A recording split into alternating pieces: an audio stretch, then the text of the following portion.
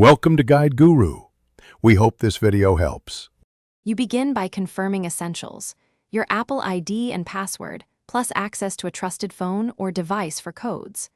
Once ready, make sure the target device has the latest OS update, is charged above 20%, and is connected to a stable Wi-Fi network.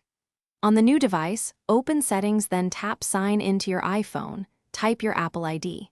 If two-factor is required, expect a verification code. Start now so you don't interrupt app and iCloud syncing later. After entering your Apple ID, you'll receive a verification code on a trusted device or phone number. Enter it promptly. Once signed in, you'll see iCloud prompts, toggle contacts, photos, iCloud backup, and Find My to match what you want synced. Make sure to review iCloud storage. If full, decide whether to upgrade. Then configure Face ID or Touch ID to speed secure access, and confirm automatic downloads in App Store settings so apps and purchases follow you to this device. Finish by opening Settings and tapping your name to confirm iCloud sync status, then verify photos, contacts, and App Store purchases are present.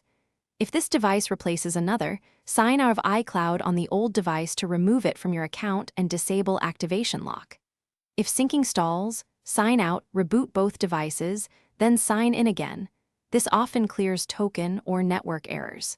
If you still can't sign in, check your Apple ID account page for lock status or reset. Thanks for watching. Consider subscribing if we helped you today.